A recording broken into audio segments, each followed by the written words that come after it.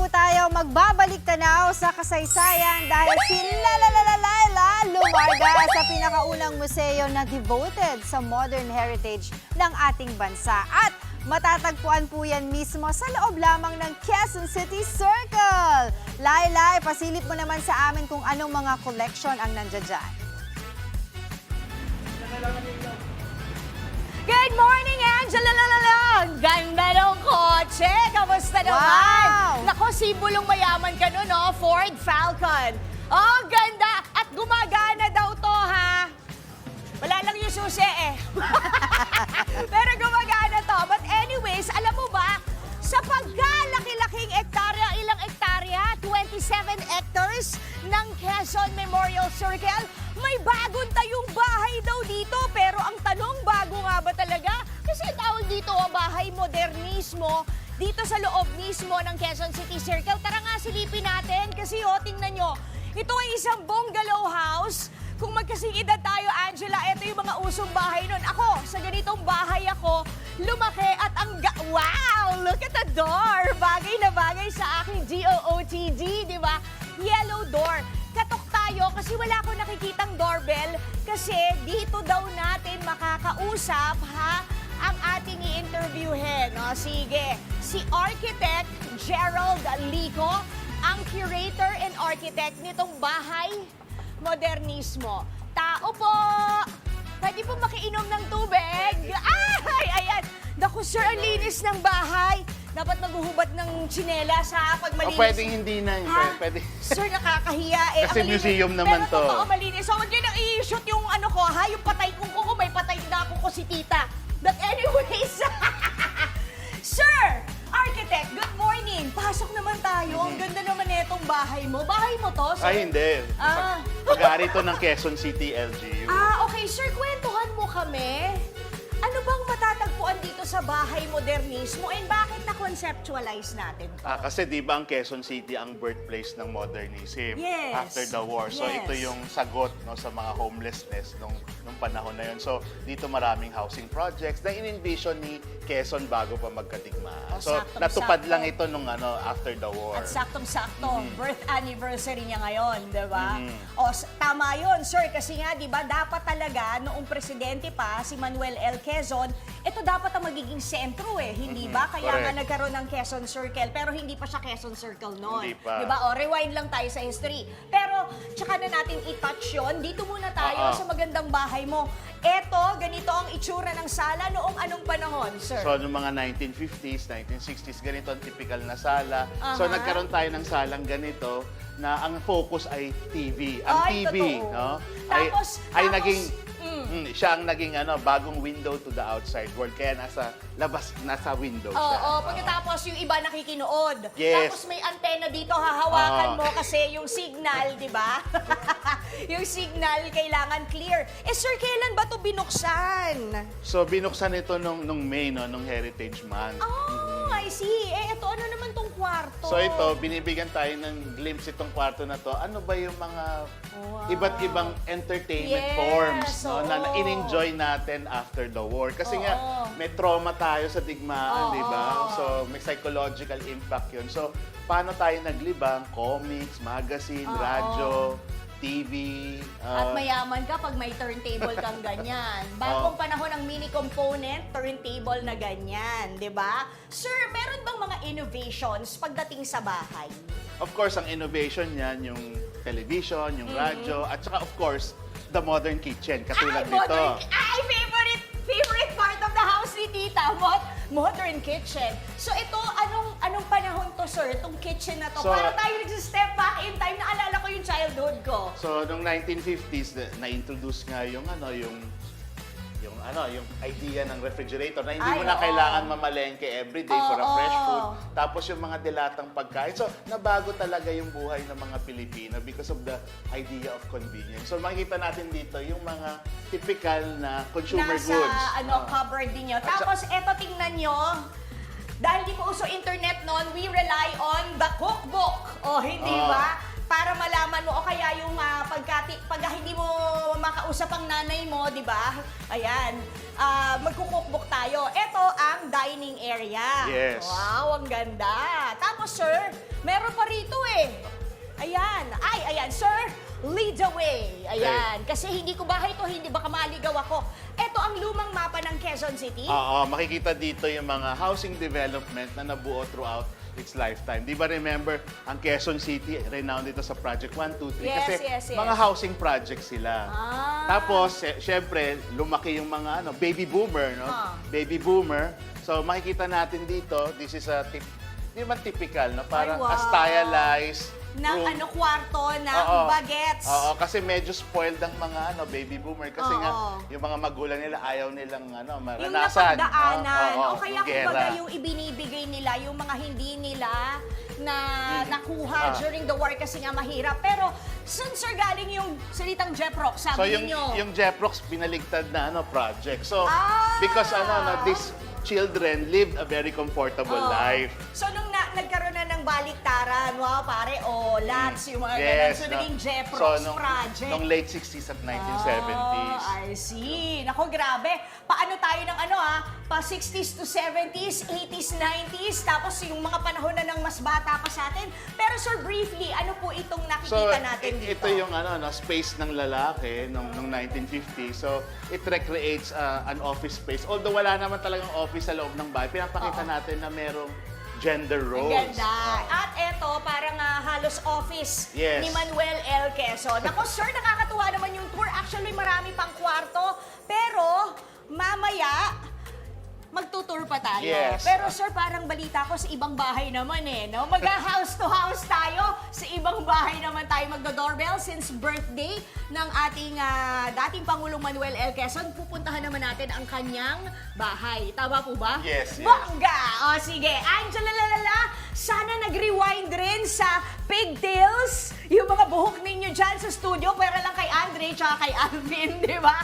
So ayan, balik muna sa inyo sa studio! At dahil ipinagdiriwang po natin ngayon ang araw ng Quezon, ililibot naman tayo ni Laila sa mismong Heritage House ng Pamilya Quezon. Laila, pwede bang itour mo na kami? Laila!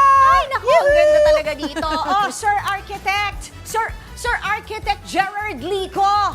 Ayan, nakita namin kasi yung bahay modernismo, very, very quick. Araw-araw po ba itong bukas? So, bukas ito every day except Mondays, 9 to 4 p.m. Ayan, libre. Kasi Of maganda course. lang ako wala akong pera. Of course, libre ito Ayun. sa lahat. Pwede mag-field trip, no? Pwede. Ayan. So, ayan, enjoy natin ang bahay modernismo. May FB kayo? Meron. Ayan, tingnan nyo na lang Sa bahay bahay modernismo. modernismo. Sir, hatid mo naman ako dito sa bahay. Nahihiya ako alam mo naman. Ito ang bahay or weekend house ni Pangulong Manuel L. Quezon na kalaunan ay, tama ba, binili nila Doña Aurora. Sir, thank you Ingat Bye-bye. ka. Balik ako rin mamaya. Tao po! Ay! Ang ganda-ganda! Apo sa tuhod! Good morning po, ma'am! Apo sa tuhod ni Pangulong Manuel L. Quezon, si Ma'am Yael Buencamino Borromeo. Good morning, madam! Kwentahan mo naman kami, ito ay second floor na ng bahay ni Pangulong Manuel L. Quezon. Tama po ba? Second floor, pero dito umaakit yung mga tao nung panahon ni Pangulong Quezon. Okay, so eto, mga kwarto po ba to? Mga kwarto po ito, madam. Sige po, ako na maghahawak. Pwede po ba makichismis na sa inyong ay, kaninong room to, ma'am?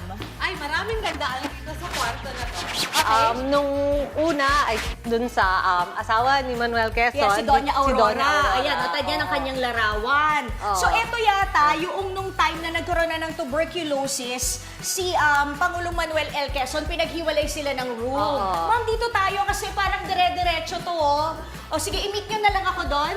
Ayan, kasi kung masisilip ninyo, ayan, silipin nyo, dire-diretso naman yan. Yun yung kwarto pala ni Pangulong Quezon. O ma'am, dito tayo, labas tayo kasi baka yung mga kable natin ayan.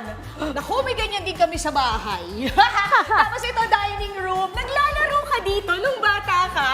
Oo, pero nung bata ko, ibang-iba yung itsura nito. Kasi yung lola ko, pinalaki yung siyam niyang anak dito. Okay. So, kailangan ibahin yung korte, magdagdag ng mga kwarto dito. I see. So doon yung kusina. Tapos ito, yung kwarto ni President Quezon. Dito yung, ano to ma'am? sa nurse niya. Oo, Because ha. nagkaroon na nga siya ng TB. At eto, ayan, pwede naman daw medyo iurong natin. Ayan, ma'am, pasok tayo. Gusto ko ma-feel yung room ng iyong lolo. Ayan, so eto mismo, yung kama ni President Manuel L. Quezon. Ang daming memorabilias, ma'am. Oh, at ginamit din niya ng lola ko nung buhay pa siya. I see. O, di ba? So yan, lahat po to, damit talaga ni Pangulong Manuel L. Oo. Quezon. Okay, ma'am, question. Paano natin kino-commemorate ang kanyang alaala? Lalo na ngayon, kasi di ba birthday niya, it's his birth anniversary. May mga tradisyon yung pamilya namin, katulad ng pagpunta dito sa Quezon Memorial Circle. Aha. At pumupunta din kami sa Letran. Kasi doon nag-aral ang Pangulong Quezon at nung buhay pa siya, tuwing kaarawan niya, pupunta siya doon para magsimba. I see. Pero ma'am, ang balita ko, may historical pa raw na meron daw historical na nangyari sa baba ng bahay na to or sa first floor. Ang balita ko, totoo ba to, madam? Na sa dining room ng bahay na ito mismo, itinatag ang Philippine Red Cross. Tama? Opo. Ay, sorry ma'am, napasigaw ako. Okay lang magbisitahin ko. Oo. Iiwan na kita dito. Kasi alam ko makiki-flag ceremony and wreath laying ka pa dun sa kabila di ba? Sige. Ma'am, thank you ha sa Maraming iyong salamat. pagtutour. Ma'am Yael Borromeo Buen Camino. Tara guys! Ma'am, I'll see you. I'll see you dun sa wreath laying. Come on, tingnan natin to. Kasi dito itinatag ang Philippine Red Cross pagkatapos ng gera. So remember, ito ay weekend house dati ni Pangulong Manuel L. Quezon. Nirerentahan lang nila ito dati. Tapos eventually, pagkatapos ng gera, yung bahay kasi nila sa Pasay nasira ng gera. At etong entrance na to, dito daw pumapasok yung mga may kailangan sa kanila noong weekend house nila to. So hello Sir Ken, kamusta ka naman? May microphone ba tayo para kay Sir Ken? Kasi eto, talagang holding hands na tayo. Close na tayo. Halika. Good morning. So eto, wow, ang ganda naman itong spiral staircase na to. Baka may mic tayo para kay Sir Ken. Ang ganda ng spiral staircase. At eto, yung mismong dining kung saan naganap, no? Yung dito itinatag yung Philippine Red Cross sa dining room na ito. Pero, Sir Ken, ito ay, paano ba? Replika lang ba ito ng bahay? Paano ba? Ikwento nyo nga. Sige nga po. Very, very quick. Ito po is hindi po siya replica. Actually, 60% po ng bahay na to from number 45 Gilmer Street, yung Maynila, is reconstructed po dito sa Quezon City. Okay. So, malaking bahagi pala ng bahay ng mga Quezon talaga yung naandito. Ito, yan mismo yung dining table? Ito po mismo yan. Oh, wow, grabe. So imagine mo, nakakakilabot, a piece of history inside o sa loob mismo ng Quezon City Memorial Circle. Pag dumako pa tayo dito, naka-holding hands ko si Sir Ken. Ayan o, may mga plaque. Yung journal po mismo ni Doña Aurora, nung binuo niya yung Philippine Red Cross, nandiyan po Ah, mismo. wow, nandito. Sige, last na yun, napakita lang natin. Ito ba yan? Ito po yung original na journal. Nung binubuo niya po yung Philippine Red Cross, yung lahat po ng mga expenses nandiyan po niya sila. Ayan o, grabe, 10 pesos lang. Grabe. Opo. Ngayon ang 10 pesos mo, ice cream na lang yata ang mabibili, di ba? Cone na lang. Cone na lang. Sir Ken, okay. Tayo po ay bukas, araw-araw, pagka gusto namin pumunta dito at makita itong bahay ni Pangulong Manuel L. Quezon sa loob ng Quezon Circle or Quezon Memorial Circle. Paano ba? Ito po ba ay libre? And anong days siya bukas? Libre po ang ating museum po. Lahat po ng museum sa Quezon Memorial Circle. Tapos, from 9 a.m. to 4 p.m. is bukas po tayo. Tapos, tuwing Mondays is sarado po ang museum. Sarado, libre entrance Libre po ang entrance. Ayan, thank you so much, Sir Ken. Ang ating tour guide dito sa loob ng bahay ni Pangulong Manuel L. Quezon dito sa loob ng Quezon Memorial Circle. O paano? Angela Lala, Sir Ken, halika. Tingnan mo kasi ito, dalawa kama rito, pwede tayo matulog. Tulog na tayo, Sir Ken, maaga pa eh.